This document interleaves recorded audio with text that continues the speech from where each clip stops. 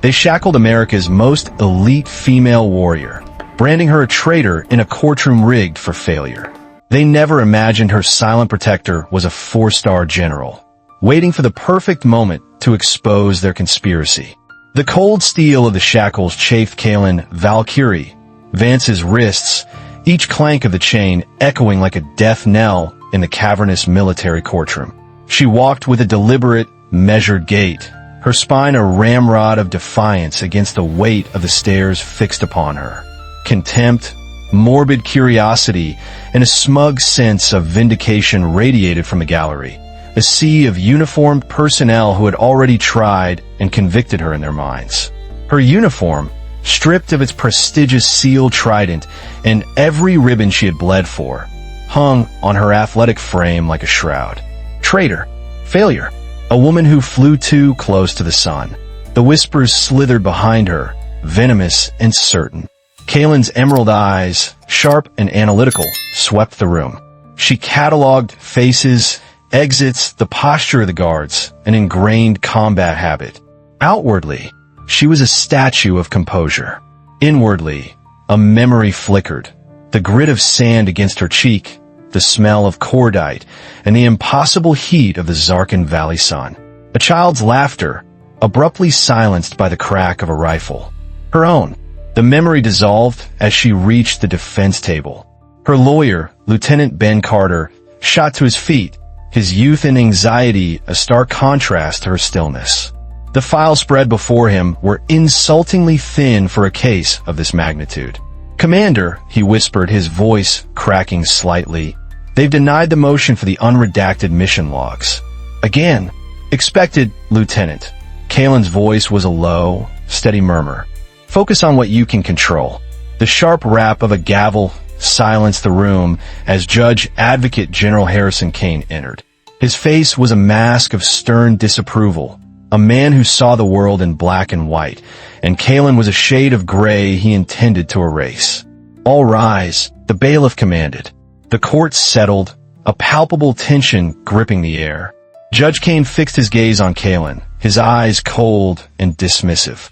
"How does the defendant plead to the charges of insubordination, dereliction of duty, and endangering the lives of her teammates?" Kaelen rose, the chains rattling in the profound silence. She met the judge's glare without flinching, her voice ringing with unshakable clarity. "Not guilty, Your Honor." A wave of incredulous murmurs and scoffing laughter rippled through the gallery. In the back row, unseen by most, a distinguished figure with 4 stars gleaming on his shoulder watched with an unreadable expression, his stillness a stark contrast to the court's derision. The military prosecutor, Commander Alistair Finch, rose with the predatory grace of a shark sensing blood. His opening statement was a masterclass in character assassination, painting Kaelen as an arrogant, emotionally compromised operator who had cracked under the pressure of real combat. "This case, Your Honor, is about the bedrock of military order," Finch declared, his voice resonating with righteous authority. "It is about a sacred trust, a chain of command that Lieutenant Commander Vance shattered with her reckless and selfish actions during Operation Chimera." He began presenting his evidence with chilling efficiency. Satellite imagery pinpointed Kaelen's sniper hide, then tracked her unauthorized movement away from her overwatch position.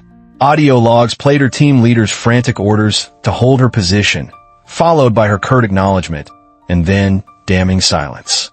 The prosecution star witness was Captain Eva Rostova, Kaelen's commanding officer.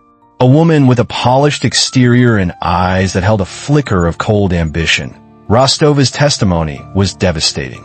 In retrospect, Commander Vance was not fit for duty, she stated, her tone dripping with rehearsed regret. She was withdrawn, obsessed with mission details far beyond her need to know. She was questioning orders, not executing them. When Ben Carter cross-examined, attempting to highlight Kaelen's flawless record, top of her BUD/S class, a legend in sniper school, Rostova dismissed it with a wave of her hand. Commander Vance was a special project. There was immense pressure from the top to ensure the first female SEAL appeared successful. The implication was clear. Her achievements were a sham, a product of political correctness.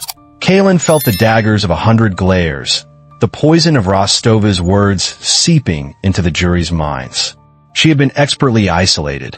During a brief recess, as Kaelen was led past a water cooler, 2 young male officers smirked. "Guess that's what happens when you lower the standards for a pretty face," one muttered. "Affirmative action at its finest," the other added. They fell silent as Kaelen's gaze locked onto them. It wasn't anger in her eyes, but a calm, precise assessment that was somehow more terrifying. It was the look of a predator sizing up a threat.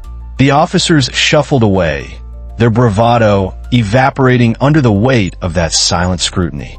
The moment underscored her complete isolation, a pariah even among her peers. The prosecution called its final, most damning witness, Master Chief Rex Goliath Corbin, a mountain of man with a face like a roadmap of past wars. He was the epitome of a seasoned operator, a man Kaelen had trusted with her life. He avoided her gaze as he took the stand. "Master Chief," Commander Finch prompted gently, described Commander Vance's actions on the day in question. Corbin's voice was heavy, factual, and every word was a hammer blow to Kaelen's defense. Commander Vance acknowledged the order to maintain Overwatch. 22 minutes later, she abandoned her post. When the primary target package arrived, she was gone. "We had no eyes, no cover. And the consequences, Master Chief?" Corbin's jaw tightened. "We took fire from an elevated position she was supposed to have secured. 2 of my men were wounded. Good men." He finally looked at the jury, his expression one of profound betrayal.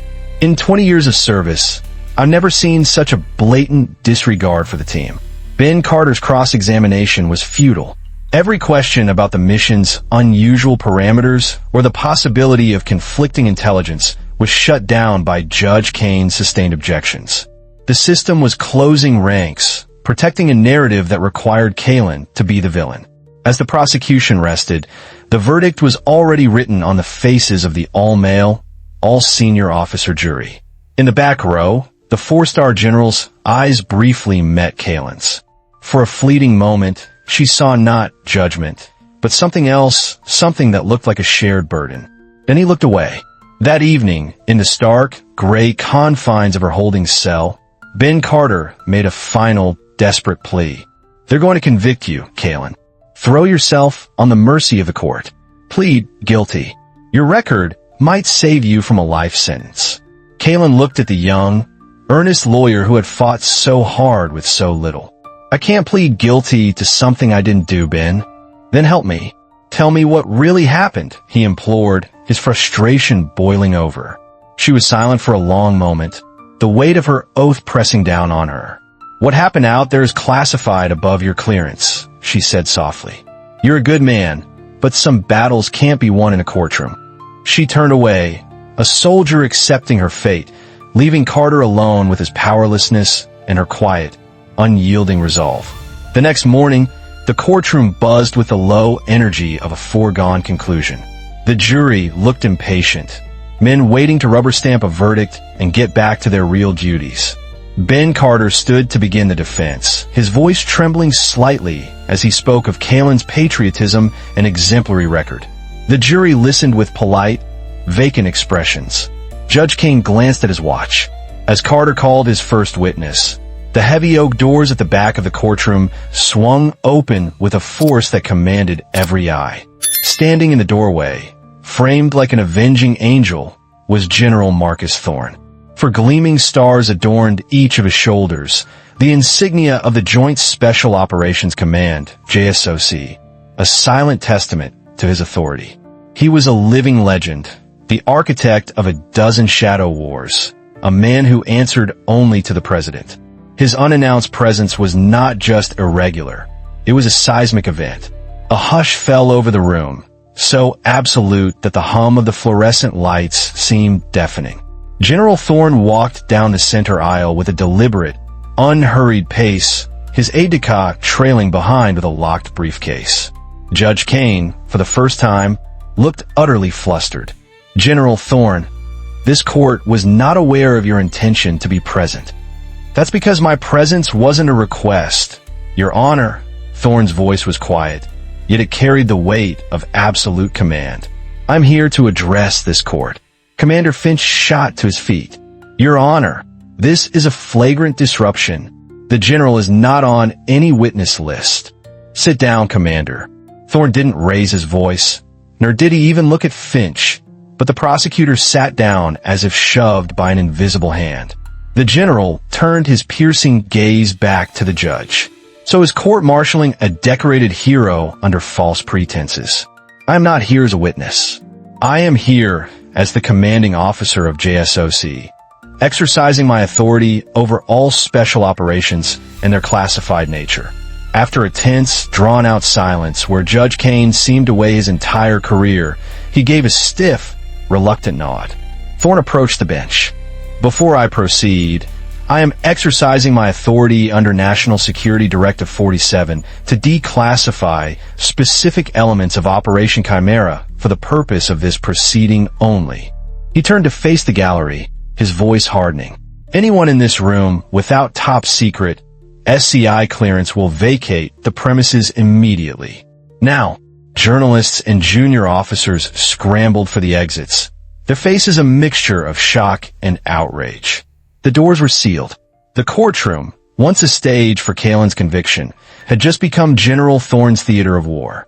Kaelen sat perfectly still, but for the first time, a flicker of something other than defiance crossed her face. It was the faintest glimmer of hope. Once the courtroom was secured, General Thorne's aide distributed sealed folders to the stunned judge and jury. What you are about to learn, Thorne began, his voice resonating with cold fury, is that Lieutenant Commander Vance was not merely a SEAL sniper on Operation Chimera. She was the sole operative of a JSOC counterintelligence mission, codenamed Operation Aegis. A mission so sensitive, only 4 people in this country knew it existed. A collective gasp swept through the room. Kaelen's eyes remained locked on Thorne, her expression unreadable. Thorne nodded to his aide, who activated a secure video link. The large screen flickered to life, showing the crystal-clear view from Kaelen's scope. It was not a terrorist training camp. It was a small, dusty village. In a courtyard, children were chasing a faded soccer ball. Then, the camera panned to a nearby building where 2 men, one a known terrorist leader, the other a high-ranking American private military contractor, were exchanging a data drive. Commander Vance identified a U.S. citizen engaged in high treason, selling targeting data for American assets, Thorne explained. The primary mission parameters for Operation Chimera, which her team was following, called for the complete annihilation of that grid coordinate, an act that would have resulted in the deaths of 37 innocent children being used as human shields. The footage continued, raw and undeniable. It showed Kaelen's impossible choice. It showed her disobeying her team's orders to fire on the compound. Instead, she was following her superseding orders from JSOC. Preserve civilian life and neutralize only the confirmed high-value threats. The room watched in stunned silence as the video captured her taking a breath, her crosshairs steadying. 2 shots, fired in rapid succession from over 1,800 meters in a swirling wind, dropped the American traitor and the terrorist leader instantly. The children continued to play, untouched. That marksmanship, Thorne said quietly, will be studied for generations. He turned his gaze upon Captain Rostova, whose face had turned a sickly white. The injuries sustained by Master Chief Corbin's team were not from enemy combatants. They were from friendly fire, specifically from a secondary team commanded by Captain Rostova, deployed without authorization to eliminate Commander Vance after she witnessed the treasonous exchange and secured the evidence. He produced communication logs showing Rostova ordering a clean sweep of Kaelen's position. Commander Vance didn't abandon her post, Thorne thundered. She survived an assassination attempt by her own commanding officer, completed her mission, and extracted the evidence that has since led to the dismantling of a vast espionage ring. As 2 stoic MPs moved towards Rostova, she made a desperate bolt for the door, but Master Chief Corbin, his face a mask of horror and dawning comprehension, stepped into her path. "Don't," was all he said, his voice thick with disgust. As Rostova was taken into custody, Thorn looked directly at Kaelen. "Remove those shackles. Now."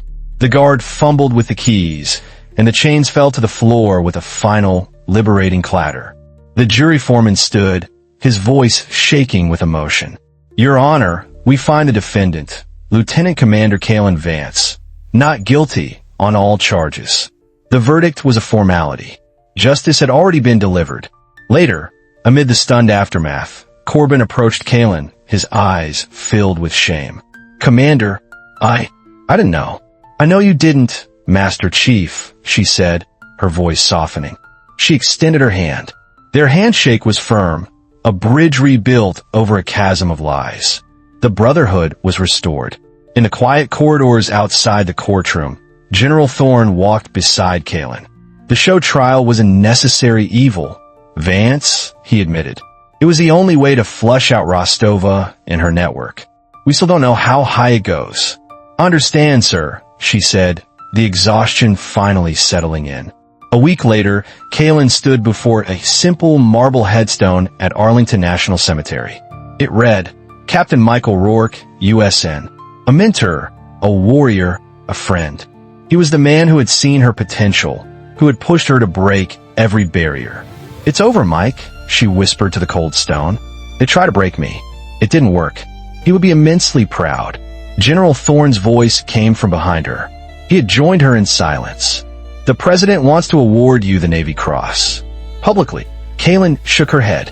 "With all due respect, sir, no. I didn't do it for a medal. I did it because it was right." She looked at the grave. "Some battles are fought because someone has to hold the line. I've thought about your next assignment," Thorn said, changing the subject. "A desk at JSOC headquarters. Planning." "I'm honored, sir," she replied, her gaze clear and determined. "But I believe I can be more effective in the field. Especially now. Someone needs to watch the watchers." Thorn allowed a rare, thin smile. "Very well, Commander. Pack your bags."